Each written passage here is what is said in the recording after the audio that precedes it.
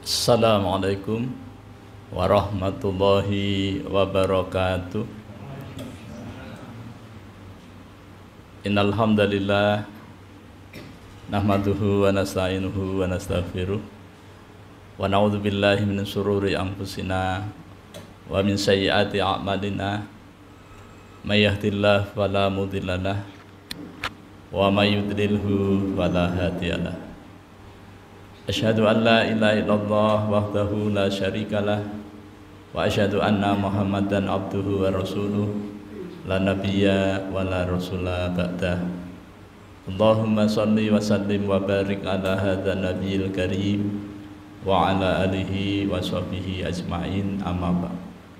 Qala Allah ta'ala fil Qur'anil Karim, a'udzu billahi minasyaitonir rajim. Ya ayyuhalladzina amanu taqullaha haqqa tuqatih wa la tamutunna illa wa antum muslimun. Fa inna asdaqal haditsi kitabullah wa khairal hadi hadi Muhammadin sallallahu alaihi wasallam wa syarrul umuri muhdatsatuha wa kullu muhdatsatin bid'ah wa kullu bid'atin dhalalah wa kullu dhalalatin finnar. Masyarul muslimin, jamaah salat fardhu maghrib Mushola Miftahul Jannah yang dirahmati Allah Subhanahu wa taala. Bapak-bapak, ibu-ibu, hadirin wal hadirat, adik-adik yang Allah muliakan. Mari kita kembali bersyukur pada Allah Subhanahu wa taala. Biqauli alhamdulillah wa syukurillah atas limpahan rahmat dan nikmatnya kepada kita, terutama nikmat hidayah berupa iman dan Islam yang merupakan nikmat terbesar, nikmat termahal, nikmat tertinggi yang Allah berikan kepada kita para hambanya.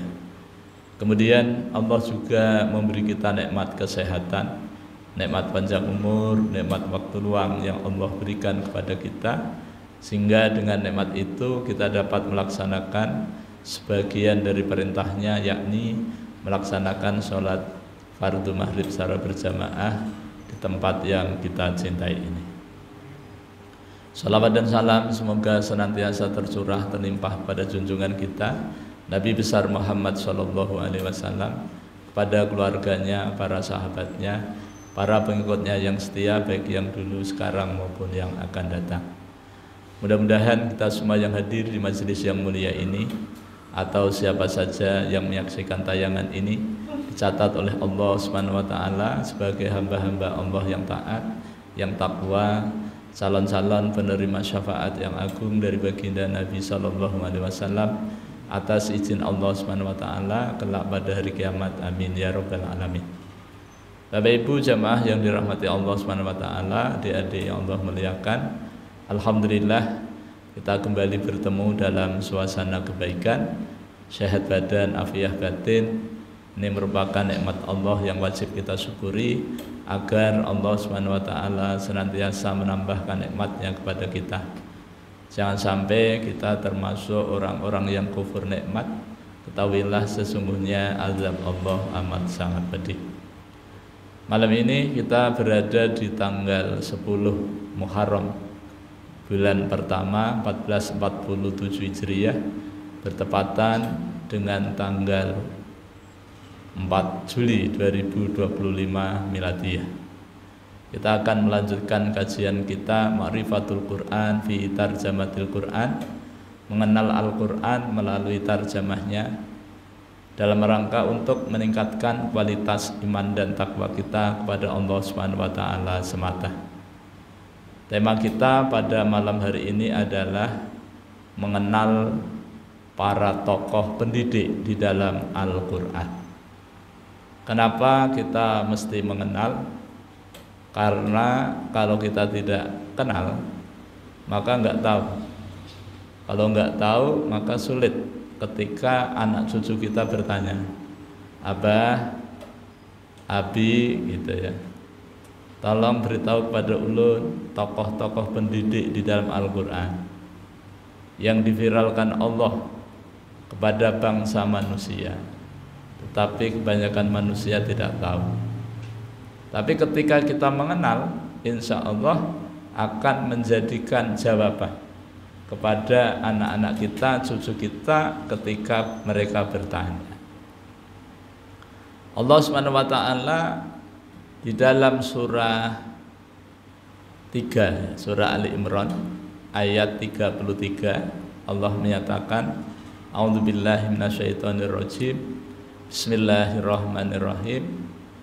Innallaha astafa Adama wa Nuha wa ala Ibrahima wa ala Imrana 'alal alamin. Allah menyatakan sesungguhnya Allah Subhanahu wa taala telah memilih Adam, Nuh, keluarga Ibrahim, keluarga Imran, diangkat derajatnya ya pada masanya masing-masing. Adam ditugasi oleh Allah Subhanahu wa taala kemudian berhasil. Akan tetapi Adam juga pernah gagal ketika memiliki putra Qabil, ternyata tidak mampu menjadi anak yang berbakti kepada orang tuanya. Kemudian menurunkan nabi dan rasul, yang pertama adalah Nuh. Nuh juga sosok pendidik yang sukses. Ya, dakwah 950 tahun, 1000 kurang 50. Ya, sabar. Tapi alhamdulillah belum sukses ketika beliau berdakwah kepada istrinya sendiri dan anaknya sendiri. Jadi ada ketidaksuksesan dalam mengemban amanah ini. Maka di penghujung Nabi Nuh berdoa, memohon kepada Allah agar Allah melibas orang-orang kafir itu. Karena walaupun nanti disisakan orang kafir, mereka juga akan menurunkan generasi kafir. Alhamdulillah doanya dikabul. Maka kemudian Allah menyuruh Nabi Nuh agar membuat kapal. Membuat kapal tidak tersedia bahannya, suruh nanam dulu. Itu memerlukan kesabaran. Nah, kemudian diturunkanlah azab banjir bandang ya yang diceritakan dalam Al-Qur'an, maka semuanya berantakan, tenggelam semuanya, termasuk keluarganya Nabi Nuh yang tidak mau beriman kepada beliau. Di sini ada ketidaksuksesan. Kemudian Allah juga memberitahu kepada kita, kalau tadi perorangan, Adam perorangan, Nuh perorangan. Kemudian Allah menyebut yang keluarga, wa ala Ibrahima, dan keluarga Ibrahim. Ini Allah tunjukkan kepada kita bahwa keluarga Ibrahim itu adalah keluarga yang sukses. Dalam mengemban tugasnya sukses banget. Makanya banyak ayat-ayat yang memberi selamat atas suksesnya Nabi Ibrahim. Salamun ala Ibrahim. Ya. Jadi Allah sering memberi ucapan selamat gitu ya. Nah, jadi Ibrahim ini menjadi suri teladan bagi kita. Jadi kalau kita ingin membentuk keluarga yang sukses, maka lihatlah keluarga Ibrahim. Karena nabi-nabi, rasul-rasul itu diangkat oleh Allah itu dari keturunan Ibrahim. Ya kan? Ibrahim punya istri Sarah, melahirkan Ishak. Kemudian Sarah memberikan hadiah kepada Ibrahim namanya Hajar, kemudian dinikahi oleh Ibrahim, melahirkan Ismail. Dari keturunan Ismail nanti turun-temurun sampai melahirkan nabi terakhir, yaitu Nabi Muhammad. Kemudian dari sisi sebelah, yaitu Ibunda Sarah, ya, istri Ibrahim yang tua, yang dikenal di Quran istrinya yang dikenal 2, agak terkenal 3, tapi sampai 6 gitu ya.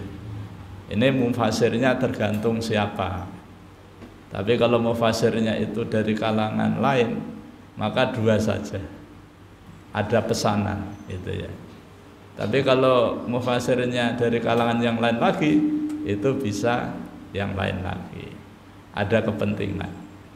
Tapi yang perlu kita lihat bahwa dari Ibunda Sarah melahirkan Ishak. Ishak menikah melahirkan Yakub. Yakub ini punya kembaran. Nah, di dalam perut itu Yakub ini punya kembaran adiknya, saya lupa namanya. Kepengen duluan karena kembar. Akhirnya ibundanya, istrinya Ishak bilang, Yakub, sudah dikasih nama sebelum lahir. Yakub, kamu mengalah saja, biarlah adikmu yang duluan. Nah, akhirnya Yakub mengalah, tunduk patuh kepada perintah ibundanya. Maka lahirlah Yakub. Maka Yakub ini punya gelar namanya Israel, ya, dari bahasa Ibrani Isra dan Il. Isra itu hamba, Il itu Allah. Jadi kalau bahasa Arabnya Israel itu Abdullah. Jadi Abdullah. Nah, Yakub punya istri yang pertama itu punya anak 10. Kemudian istri yang kedua punya anak 2, yaitu Yusuf dan Bunyamin, gitu ya. Totalnya 12. Maka keturunan Nabi Yakub yang disebut Bani Israel itu ada 12 suku. Jadi 12 anak ini 12 suku. Mereka nanti masing-masing menurunkan nabi dan rasul, ya, sampai kepada Musa. Nanti Musa ada sebelahnya Harun. Kemudian ada lagi sebelumnya di atas sana itu ada Shu'aib. Tapi wallahu a'lam, Shu'aib ini dari kalangan yang mana? Mungkin dari kalangan yang lain, gitu ya. Akan turun lagi Musa kemudian di Mesir, ya. Kemudian ada nabi-nabi yang lain, ada Daud. Nabi Daud di Palestina. Nabi Daud punya anak Sulaiman di Palestina juga. Insya Allah nanti bisa kita kaji dalam tema mengenal kisah Nabi dan Rasul dalam Al-Quran. Kemudian turun-temurun ada Nabi Zakaria, kemudian berdoa minta anak, kemudian diberi anak namanya Yahya. Kemudian keponakannya yang diasuh Maryam melahirkan Isa. Isa ini anaknya Maryam, tanpa ayah. Nah, gitu ya. Nah, jadi di sini kita mengetahui dua keluarga besar, yaitu keluarga Ibrahim. Jadi sukses banget. Kemudian ada dari kalangan bukan nabi, bukan rasul, orang biasa namanya Ali Imran, keluarga Imran.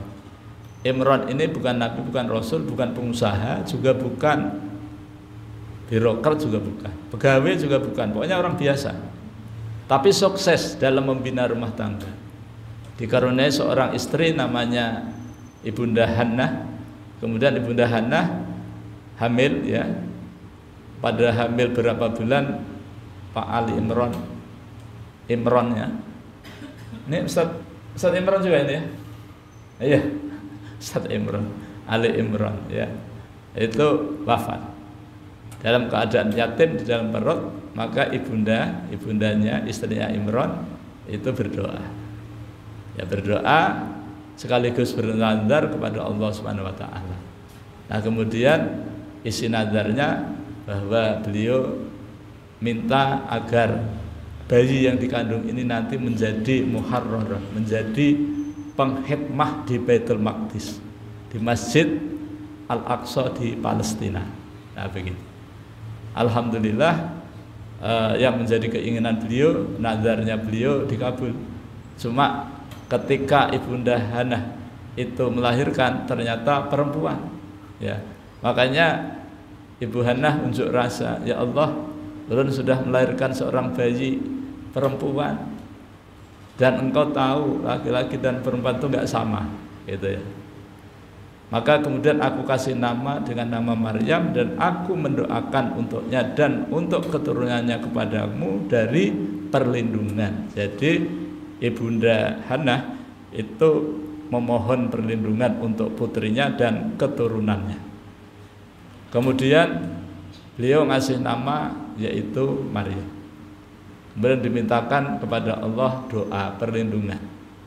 Maka kemudian doanya dikabulkan oleh Allah. Ya, itu ayat 36. Ya, kemudian 37 jawabannya. Kemudian Allah berikan pertumbuhan kepada Maryam dengan pertumbuhan yang baik. Kemudian diberikan pengasuhan dengan pengasuh yang luar biasa. Jadi yang mengasuh Maryam adalah sepupunya Imran, ibunya, yaitu Hana, kemudian diserahkan kepada Zakaria. Zakaria ini pada waktu itu belum punya anak, ya, waktu mengasuh Maryam. Jadi Maryam diletakkan di mihrab antara mimbar dan imam, itu mihrab. Jadi diasuh di situ. Setiap kali Nabi Zakaria itu mengantari makanan untuk Maryam, itu selalu ada di sampingnya Maryam itu rizki, ya, makanan dari buah-buahan. Ketika itu nggak ada musim buah, tapi ada buah. Makanya heran Zakaria, lalu bertanya, wahai Maryam, kenapa engkau dapat itu dari mana? Maryam sudah besar menjawab dengan jawaban yang luar biasa, diabadikan oleh Allah. Kata Maryam, ini dari sisi Tuhan, Tuhanku, karena Tuhanku senantiasa memberikan rezeki kepada hamba-hambanya tanpa perhitungan, bihoiri hisab. Nah, ini sampai ayat 37. Nah, dari keluarga Ibrahim ini adalah keluarga sukses dari kalangan Nabi dan Rasul. Adapun Ali Imran, keluarga Imran, ini adalah dari kalangan bukan Nabi bukan Rasul, tetapi orang biasa, tapi sukses membangun rumah tangganya sehingga melahirkan generasi emas. Bahkan tidak hanya emas, generasi platinum, generasi berlian gitu ya. Saking luar biasanya, saking sucinya, ya, memelihara kehormatannya, dikaruniai putra namanya Isa Al-Masih, ya, tanpa disentuh oleh laki-laki, langsung tiupan atas perintah Allah kepada Maryam. Maka lahirlah bayi yang cakep luar biasa, kemudian dinamai Aisyah. Kemudian nanti juga diangkat oleh Allah menjadi Rasul.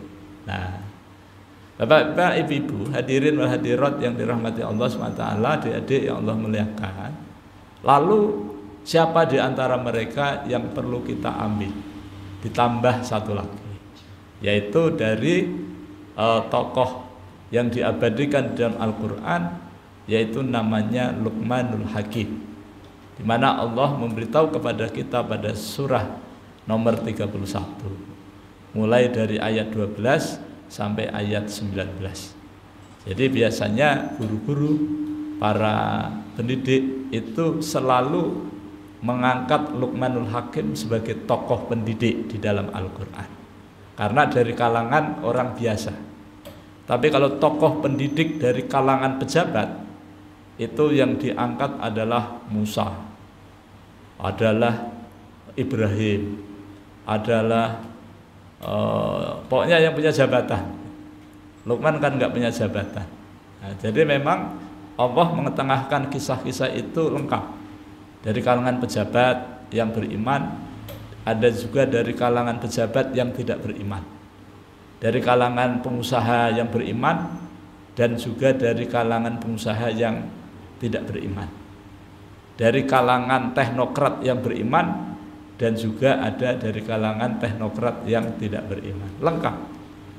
Dari kalangan penguasa yang tidak beriman itu dikenal dengan Fir'aun. Fir'aun itu adalah nama lembaga, dinasti, Fir'aunisme. Tidak disebutkan namanya, tetapi lembaganya. Kalau di Jawa ada dinasti Mataram. Jadi bukan namanya rajanya Mataram, bukan, tetapi nama kerajaannya Mataram, ya. Dinasti Mataram 1, dinasti Mataram 2. Kalau di Solo itu ada MN, Mangkunegara, Mangkunegara 1, Mangkunegara 2 gitu ya. Nah, kalau di Solo itu Kasunanan, kalau di Jogja itu Kasultanan. Kalau gelarnya Hamengkubuwono, ya.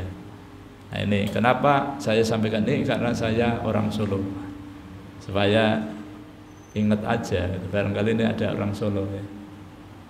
Ada nggak yang dari Solo? Ada. Nah, ada orang Solo yang baru pulang dari Jakarta? Ada ya. Nah, ada aja. Nah, Luqman diabadikan di dalam Al-Quran sebagai tokoh pendidik. Jadi malam ini belum menyampaikan tokoh satu, yaitu Luqman. Ya, Luqman.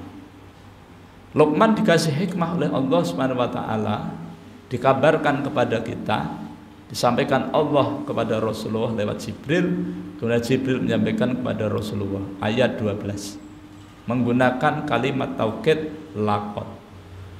Walaqad ataina Luqmanal hikmata anishkur lillah wa may yashkur fa innama yashkuru li nafsi wa man kafara fa innallaha ghaniyyun hamid. Allah menyatakan wa dan la sungguh qad sungguh, laqad sungguh, seakan Allah mengatakan dan sungguh, sungguh dan sungguh. Ataina kami telah memberikan kepada siapa? Luqman, kepada Luqman. Apanya yang diberikan? Al-hikmah. Apa itu hikmah? Dalam Al-Baqarah dikatakan hikmah itu adalah kebaikan yang banyak. Jadi kalau ada orang diberikan hikmah oleh Allah, berarti orang itu diberikan banyak kebaikan dari Allah. Hikmah yang akar katanya hakama atau hakima, itu yang berarti menghakimi, menghukumi, mengadili. Makanya Luqman al-Hakim, Luqman sang bijaksana. Makanya lembaga peradilan, ya, pengadilan-pengadilan itu seperti kejaksaan, pengadilan, itu disebut dengan apa itu Pak namanya? Ya itu ya, pokoknya itu. Lambangnya itu kan timbangan. Nah, kemudian lurus, kalau logonya lurus. Adil, itu ada yang lembaganya namanya kehakiman, ya, ada yang kejaksaan, ada yang kepolisian. Itu semuanya berbicara soal keadilan. Nah, itu. Jadi Luqmanul Hakim ini sosok manusia yang amat sangat adil, gitu ya. Dan banyak dimintai fatwa-fatwanya oleh para penguasa di zamannya, gitu ya. Maka kemudian ketika Allah memberikan kepada Luqman al-hikmah, ya, itu apa hikmahnya? Anishkur, agar Luqman itu menjadi sosok manusia yang pandai bersyukur terhadap nikmat yang Allah berikan kepadanya. Jadi, wa may yashkur fa innama yashkuru li nafsi. Kata Allah, barang siapa yang mensyukuri atas nikmat Allah, maka kebaikan atas kesyukuran itu kembali kepada pelakunya. Wa man kafara, dan barang siapa yang kufur atas nikmat Allah, yaitu menggunakan nikmat Allah untuk maksiat, menggunakan nikmat Allah dipakai untuk melakukan perbuatan yang mengundang murkanya Allah, maka Allah menyatakan fa innallaha, maka sungguhnya Allah ghaniyun, zat yang maha kaya, hamidun, zat yang maha terpuji. Artinya ketika seluruh manusia di muka bumi ini bersyukur pada Allah, posisi Allah tetap pada posisinya, tidak berubah menjadi lebih tinggi, tidak. Begitu juga kalau seluruh di muka bumi ini, dari kalangan bangsa jin dan bangsa manusia, semuanya kufur kepada Allah, Allah juga tetap terpuji pada posisinya. Allah juga tetap tidak ada perubahan. Kalau Allah kemudian tadinya maha agung menjadi agung saja, tadinya maha besar, besar aja, enggak. Allah tetap maha besar, Allah tetap maha agung, maha tinggi, ya. Kenapa?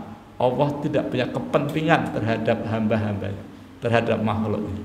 Makanya kalau kita belajar ketuhanan, kita mengenal Tuhan, mengenal Allah, maka kita akan menjadi orang yang tidak punya kepentingan kecuali hanya kepentingan kepada Allah. Tapi kalau kita lihat dari Al-Quran dikabarkan kebanyakan manusia punya kepentingan dari manusia.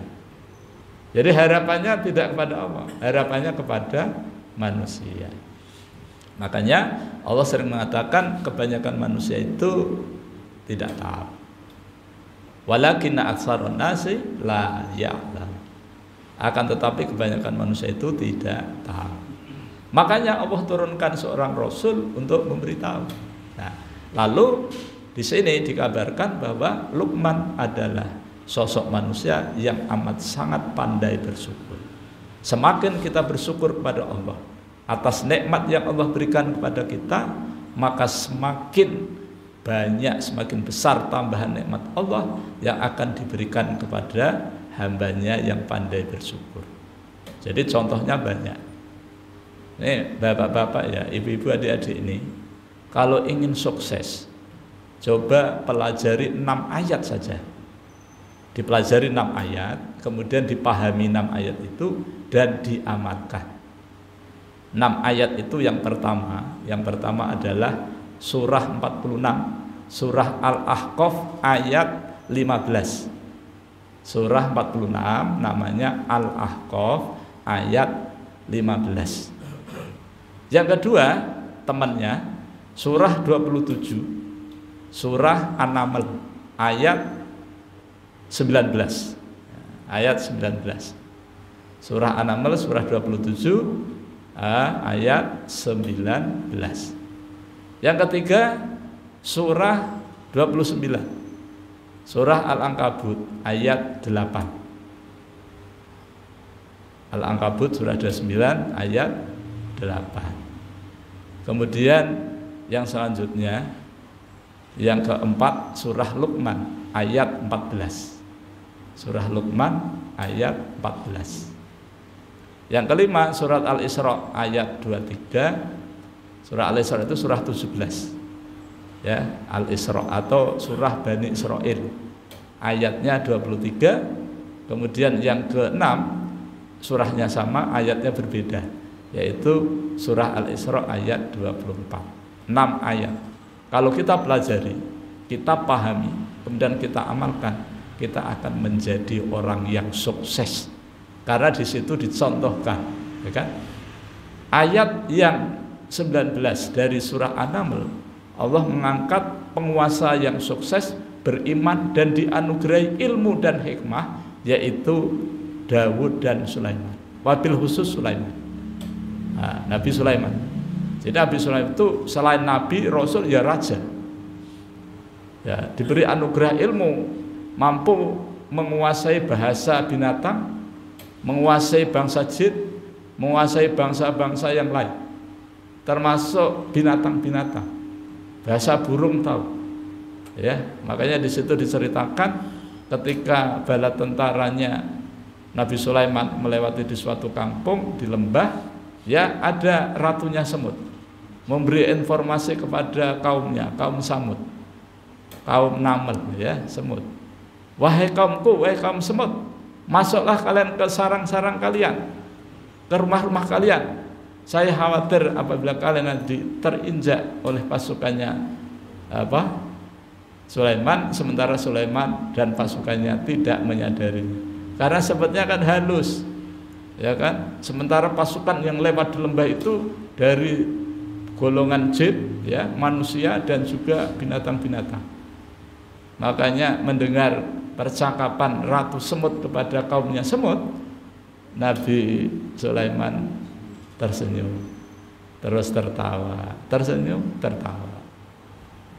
Karena apa? Allah dikaruniai mengaruniai Sulaiman seperti itu, ya, karena Nabi Sulaiman pandai bersyukur. Makanya doanya ada di ayat 19. Nah, nanti Bapak Ibu buka surah An-Naml ayat 19. Ini kata Dr. Karyono Ibnu Ahmad, itu doa dibaca yang usianya di bawah 40 tahun. Doanya dibaca yang usianya di 40 tahun ke bawah, yang belum menerima wahyu. Nah, 40 tahun kan menerima wahyu, ya. Wahyu apa? Wahyu perdana, wahyu apa? Wahyu.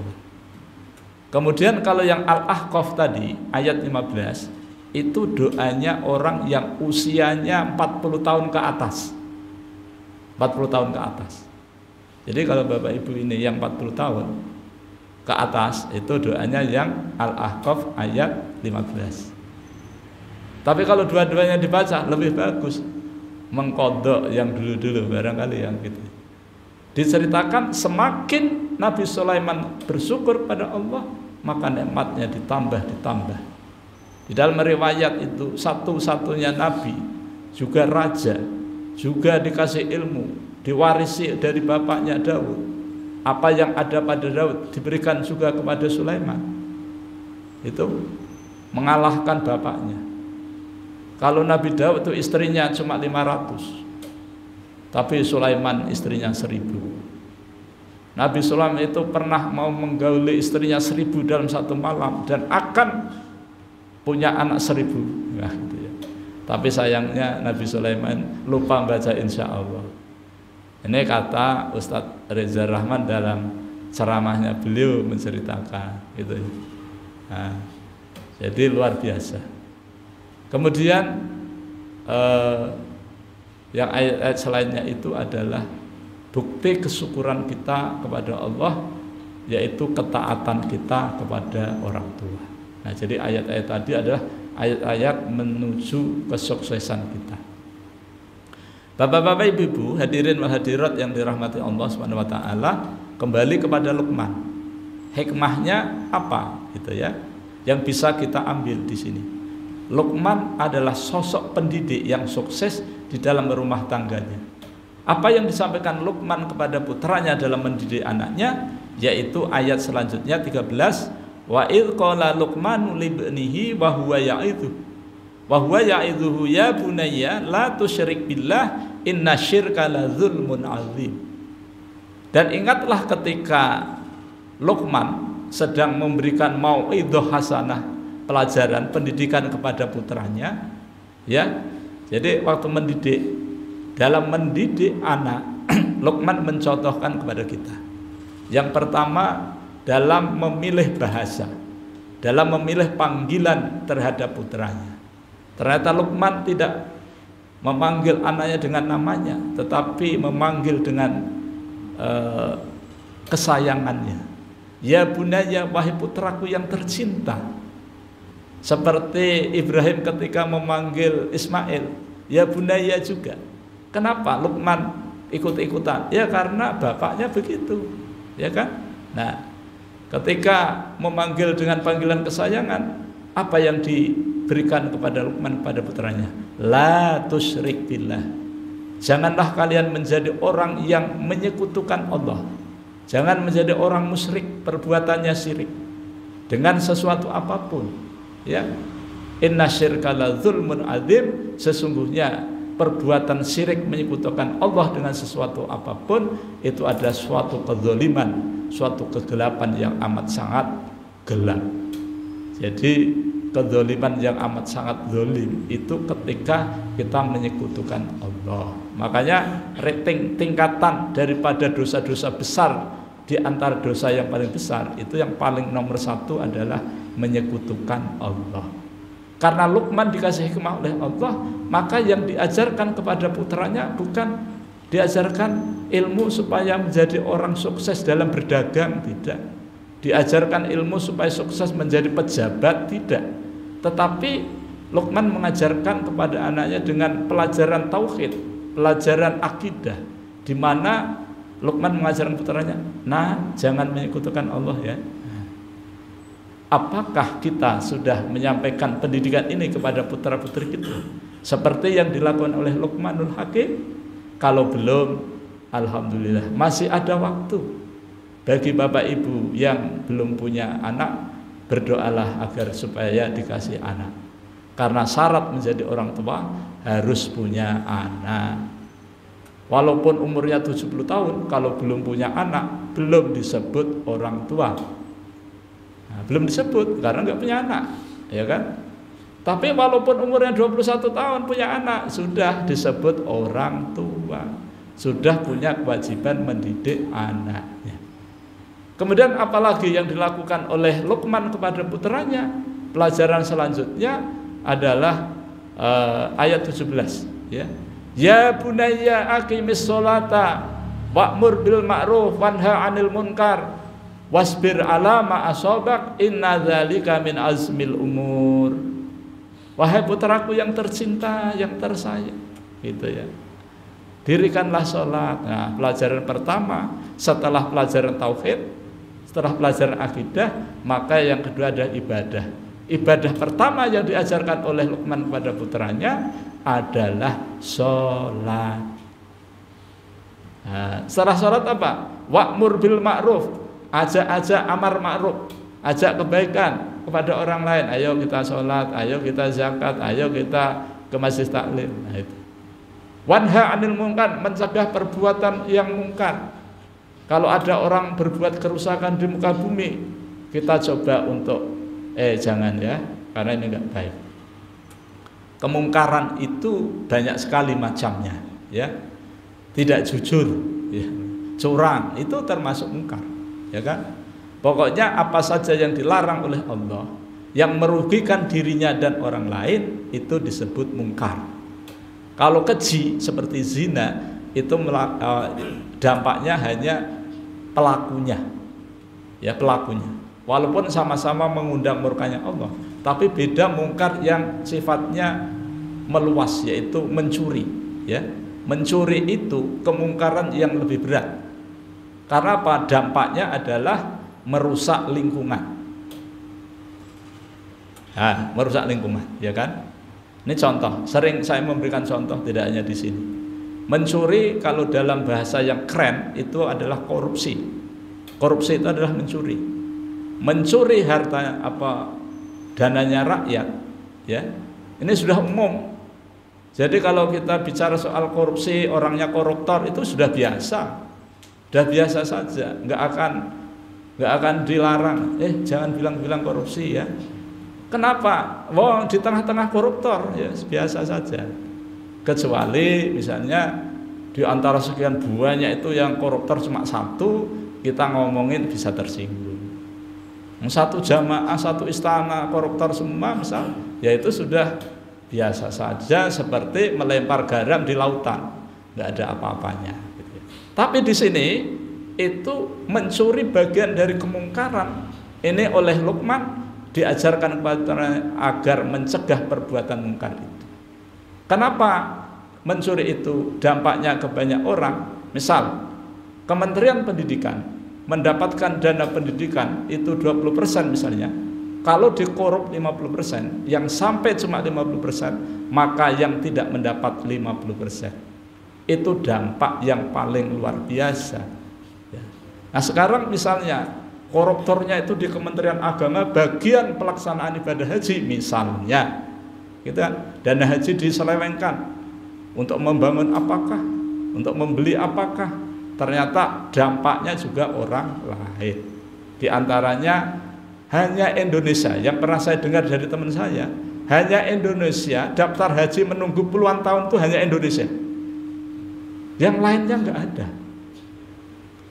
Jadi alhamdulillah rakyat Indonesia itu baik-baik, baik sekali. Pokoknya diakali itu yang menengah, ya. Tapi Al-Quran mengingatkan jangan sampai kita berbuat mungkar, ya gitu. Dan rata-rata di semua kementerian ada perilaku kemungkaran ini. Makanya Luqman mengajarkan wanha anil mungkar, gitu ya. Kemudian yang keempat, wasbir ala ma asobak, wahai putraku yang tercinta, engkau hendaklah senantiasa bersabar terhadap musibah. Apa saja yang menimpa kepadamu, apakah yang menyenangkan atau yang tidak menyenangkan, maka bersabarlah. Karena ujian ini ada dua, ya. Diuji dengan kenyamanan, kita disuruh bersyukur. Diuji dengan penderitaan, kita diuji tidak nyaman, disuruh bersabar.